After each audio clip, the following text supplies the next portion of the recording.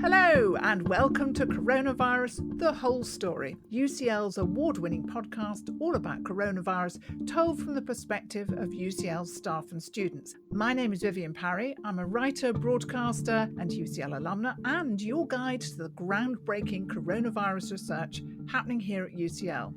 In this episode, we're going to be looking at how the pandemic has affected UCL's extensive and important outreach programme.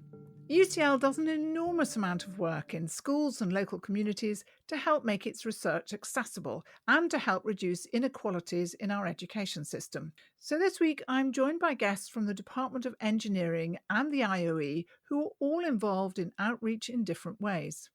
I want to know what ways has outreach been hindered and why is it more necessary than ever in these times of pandemic? My first guest is Louise Archer, who holds the Karl Mannheim Chair of Sociology of Education in the IOE. Louise researches educational inequality and how it intersects with different identities along lines of gender, ethnicity, and social class. Louise has been conducting a longitudinal study during lockdown to understand its effects on a cohort of young people and has been developing resources to help teachers tackle the education gap which has been both highlighted and widened by COVID. My second guest this week is Dr. Elpida Makrygianni. Elpida is the UCL Engineering Education Developer and Coordinator.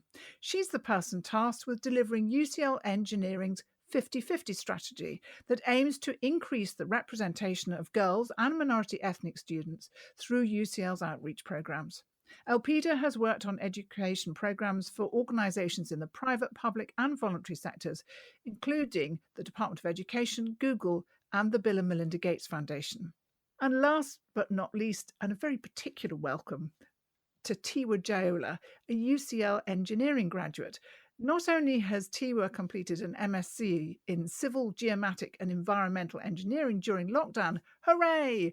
But she's also spent the pandemic supporting secondary school students as a tutor in UCL engineering tutoring programs. Let's start with Louise. During lockdown, you've been working on the ESRC-funded Aspires project. Tell us a bit more about that and how it's been affected by coronavirus. So the ESRC-funded Aspires project it's been going for a long time now. We've been tracking the same cohort of young people from age 10 and we've caught up with them this year and they're currently aged 2021. So it's a really unique way that we can follow the lives of these young people. This year we had expected, we would normally have gone to visit and interview them face to face, but obviously those plans were scuppered by the lockdown. But it actually gave us this really interesting opportunity to talk actually at length. Young people were very, they were available and they were able to talk to us through internet calls and video conferencing and to tell us about their lives and in particular this bit that we hadn't foreseen when we put the grant in, but to understand the impact of the lockdown on them at the moment, alongside the other issues we're looking at about what makes them continue or not with science, technology, engineering and maths. So that was a really wonderful opportunity. And yes, academics were more exciting than anything else going on in their lives. Tell me what your findings were. So in terms of the impact of lockdown, unsurprisingly, we found that they reported far many more negative impacts than positive impacts. So the majority of them told us that as we all know, it impacted them socially, emotionally, financially and educationally. But it impacted different people in different ways. So those young people from less affluent backgrounds or who experience special educational needs and disabilities, mental health issues, they were disproportionately affected. So, for example, we had young people telling us that it wasn't just the terrible, the impact socially and emotionally of the lockdown, but it stopped them doing really important, vital, paid employment. So for some students, they have no financial safety net from their families. And they're saying, actually, without this normal term time and holiday work, I simply don't have the income that I need to get by. So the same thing for young people with, for example, mental health difficulties. Everyone found it troublesome or difficult, challenging, but for them it was even more problematic. So again, this idea of differential impacts, impacting the most vulnerable the most. And we've spoken often in this podcast series about inequalities. From your experience of this work, has the pandemic widened these inequalities still further? Yes, I think it's important to remember that these inequalities were already there before. So, but they have been exacerbated. I think it's welcome that there's now been a shift in public discourse and much more openness and willingness to engage with issues of inequality. We've had the Black Lives Matter movement, climate justice, and so on. So it's been very challenging, but I welcome that foregrounding of inequalities. But I think it's also important how we think about them. So there's a lot of talk in education at the moment about the idea of the education gap and young people falling behind. This is obviously important, but the work we've drawn on from people like Gloria Ladson-Billings in the States, from Black feminist work, that actually if we think about the education gap as an education debt, it makes us think differently about whose responsibility is. I think we need to make sure there can be a tendency to sort of blame those who are suffering from the gaps or debt as somehow, they're lacking, they're in a deficit way, and it's their fault. But actually, if we reframe it as a debt, it shows that it's our duty as a society to support them and to close those inequalities. So, for you, in some ways, COVID has been an opportunity because you've got to have these much richer conversations uh, as a result of having more time. Has there been anything that's surprised you or which has informed how you might do research in the future? I think it's probably made all of us think very differently around how we work and how we do research. I think the importance of recognising the time issues, how we collaborate together, and so on, at a very basic level. But I think it's also really made us aware that do we have enough resources and tools for educators to actually support them, and what does it mean to do social justice work? So we've become really aware that we talk to teachers and out of school educators about the importance of adopting a social justice or an equity mindset to address these issues. But what does that mean? And we became really aware through conversations with our practice partners that it's really vague. So some of the work we've been doing has been to try and make that a bit more concrete. We're just in the process now of launching a new conceptual tool. We call it the Equity Compass because it's just a conceptual way to help you orientate yourself to think about what do I need, what does that mean, thinking about equity in my research. So it's a simple little diagram that has 8 points on it, 8 things that you can think about if you're trying to do equitable practice, and they're like prompts, and it has like a scale, so you can see where you're sitting. So when you're thinking about issues of power, or how participatory is my teaching, how much am I valuing and recognizing what the students bring and their own knowledges and interests and what matters to them, or how much is it really just fulfilling my interests or the interests of science or society. It's a simple tool that we're using with teachers and out of school educators to try and help them. And it's got similarities actually with a lot of the kind of health research we hear about, where it's patient centric, where the child is at the center of an educator's work, rather than sometimes, the research pushing the research agenda rather than necessarily the child's agenda. Absolutely, it's the same point. And I think for us, we work in the context of science, technology, engineering, and maths. And I think too often people with really good intentions see STEM as a destination rather than as a vehicle to help get people towards destinations that they want for themselves. So for addressing your own personal health issues, helping solve the climate crisis, there are all these things that STEM can be really important and useful for. And we want to bring that front and centre rather than seeing it as we just need to get more people into STEM for the benefit of STEM. I couldn't agree with that more. Let me move now to Elpida. What kinds of programs was UCL Engineering already running to help decrease inequality in STEM attainment? So we run over 100 programs together with others in partnership with organizations and charities, government, and also companies. The programs span from summer schools to tutoring and mentoring programs to virtual experience programs now and previously face-to-face work experience and research placement and more. One of the key things for us and for our approach is that we work with the same schools and the same communities over time in a meaningful and in a sustained way. So we take the same young people and we work with them through the months and through the years in different programs and interventions. So what happened when COVID came along? Presumably it all came screeching to a halt. So February 2020, we're starting to get kind of the first hints that there's going to be a national lockdown, there's going to be school closures. And there was the question there of what do we do? Do we kind of pause, reflect, and do what we've always been doing, which is go back to the local communities we work with and listen to them. Listen to what the most important thing was for them during the crisis and how we could support them in depth, catering to their needs and in a sustained and meaningful way, again, over time. What did that look like? So in March 2020, we decided to, and after talking to these communities for a while, so we talked to teachers, we talked to youth workers, we talked to community leads to really understand the bigger picture of what they were dealing with. Everyone was shocked, exhausted, and overwhelmed, and no one had the answers of what needed to be done. But one thing that came across from the communities we work with was that they needed some type of ongoing support to what the schools were trying to offer while pupils were at home. So the online learning that was taking place. So whatever we had to do had to be complementary to what the schools and the youth centres and local communities were offering.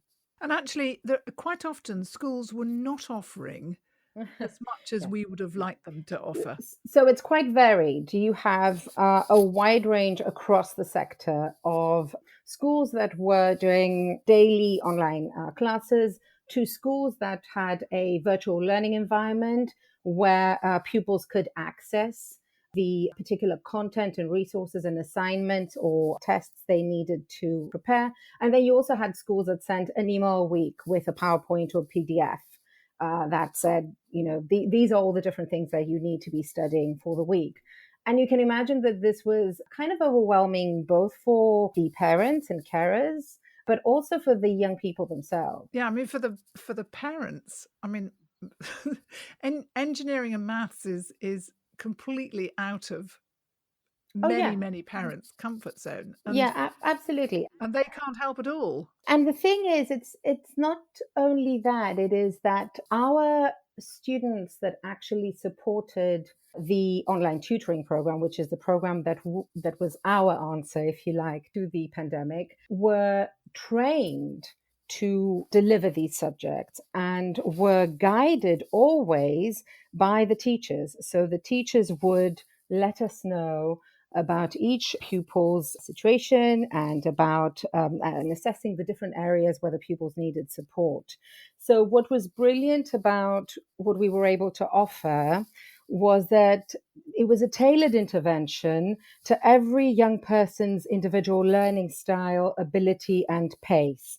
And that makes learning really relevant in a time where everything around them, I think, was changing.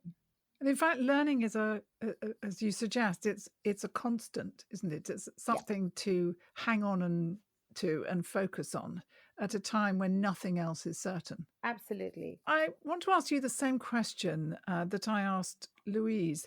How did it change what you might do in the future? So, although COVID-19 and the entire pandemic has had a devastating effect in so many different areas that Louise and you have mentioned already, Vivienne, we've felt that there's been a real opportunity here, a real opportunity to rethink our approach to education, to remake education, as we call it, and also with regards to the debt.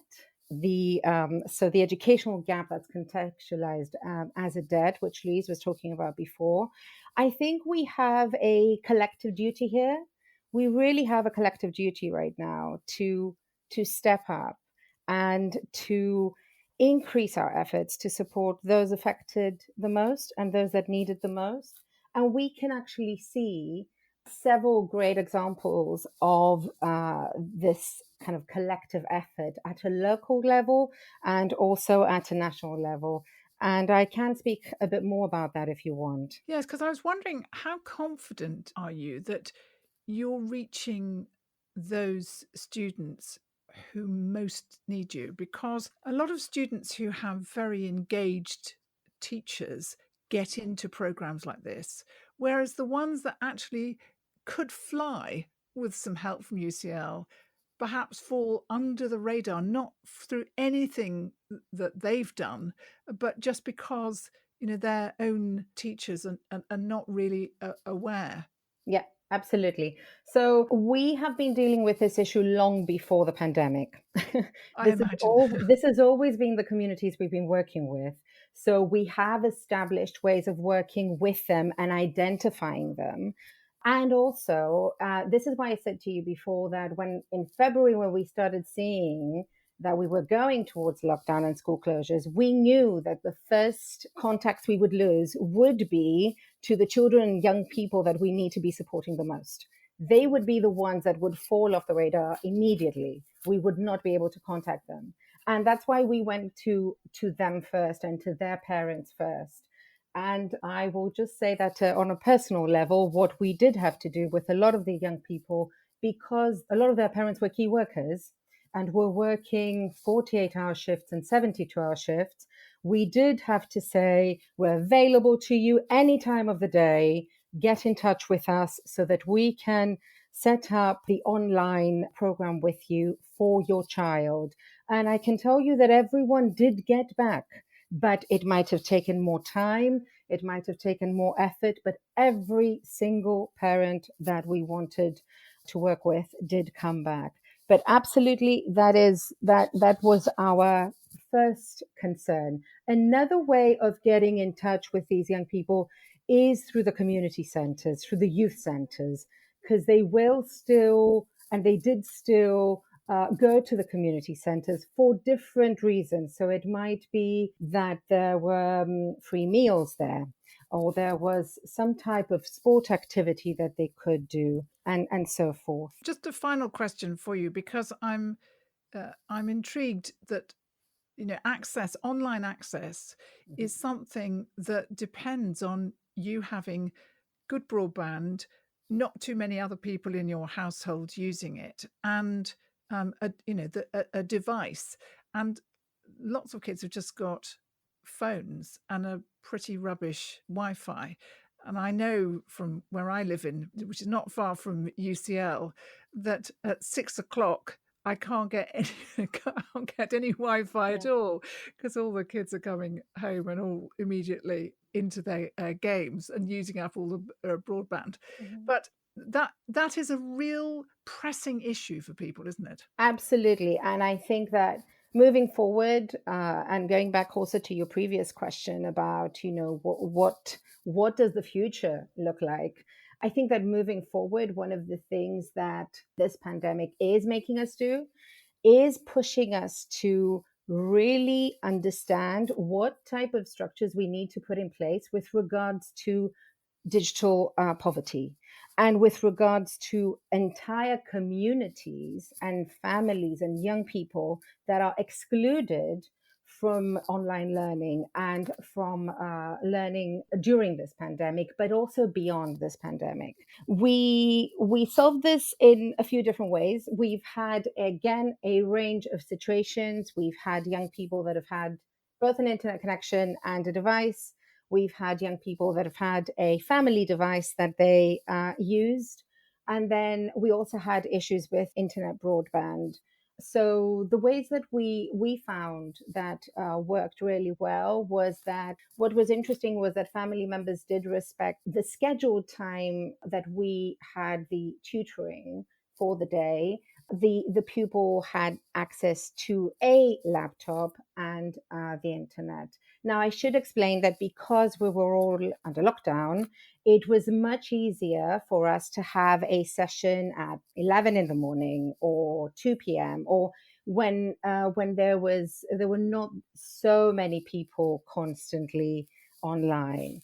And the other aspect is that has to do with the devices is that we did two different things. The first one was look at apps and look at tools that crunched up the less data as possible.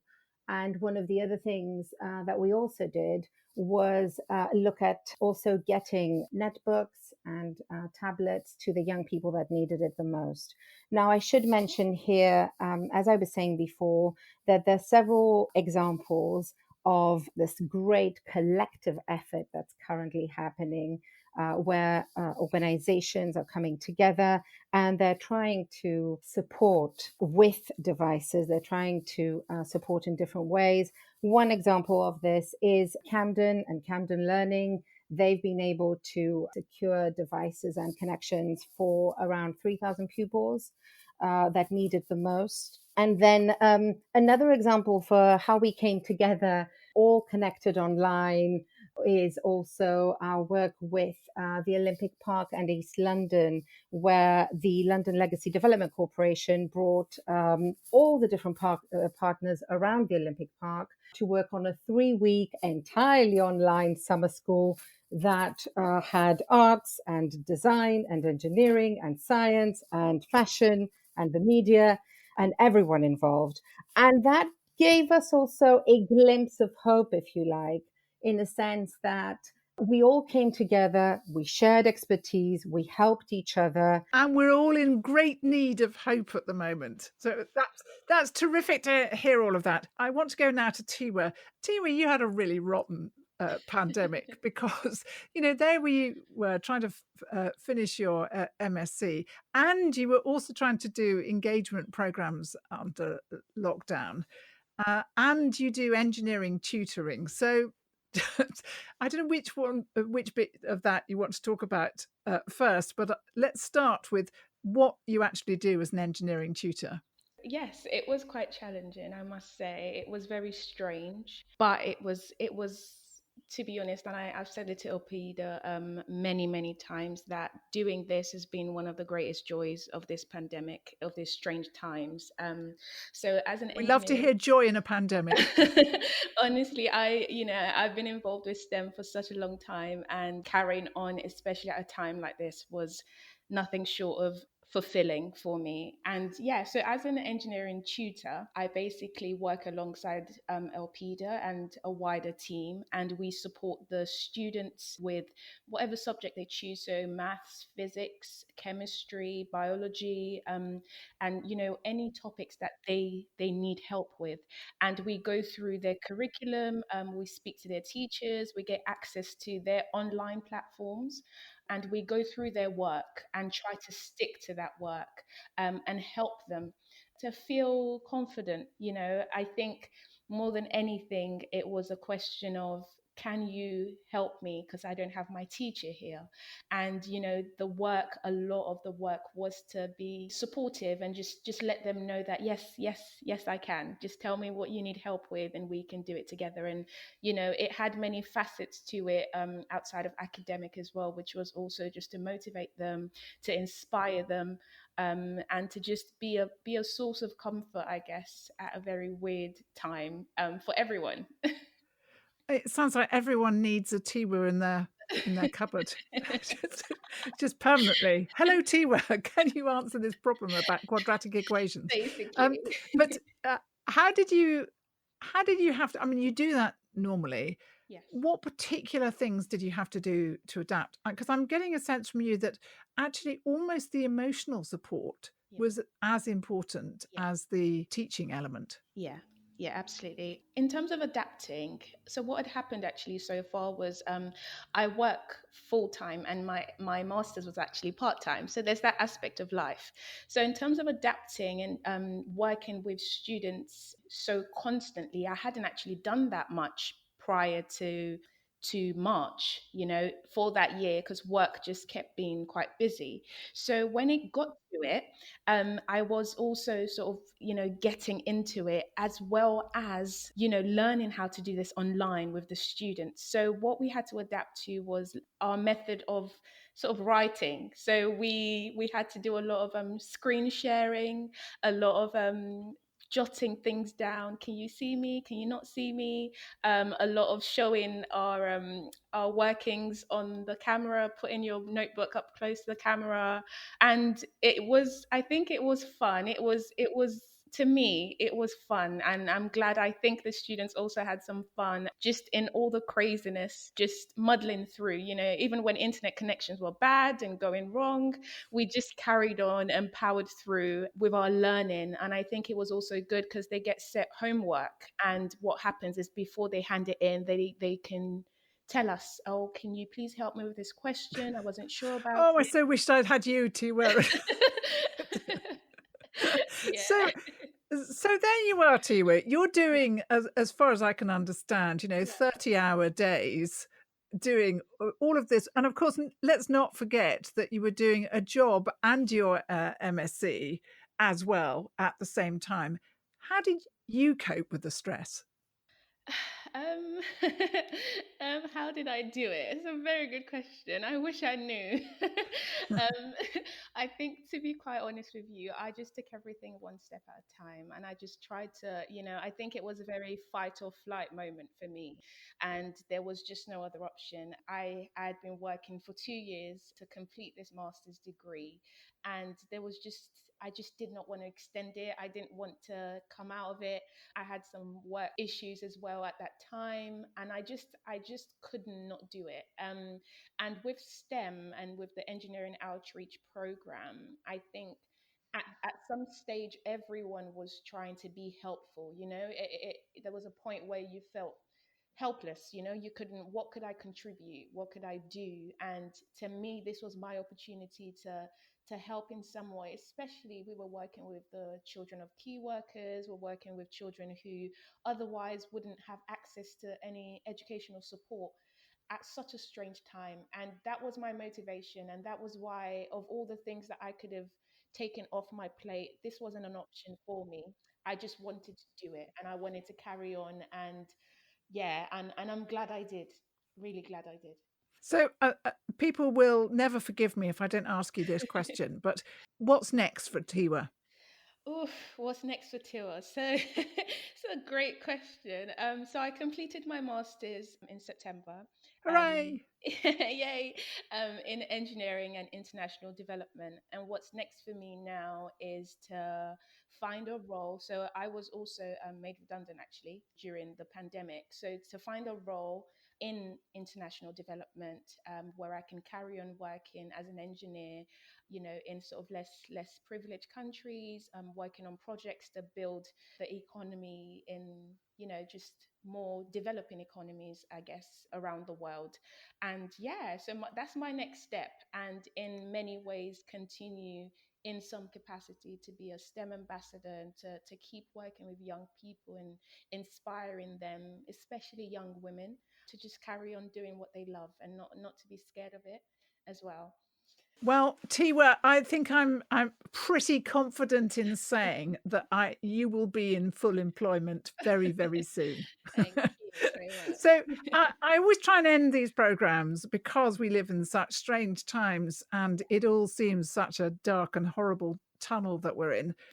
But I offer people a magic wand, and I ask them if there's one thing that, having been up close and personal in this time of pandemic, and I want to concentrate on the education system. What is it that, having discovered what you've discovered during lockdown, what, if you could wave your magic wand, would you change?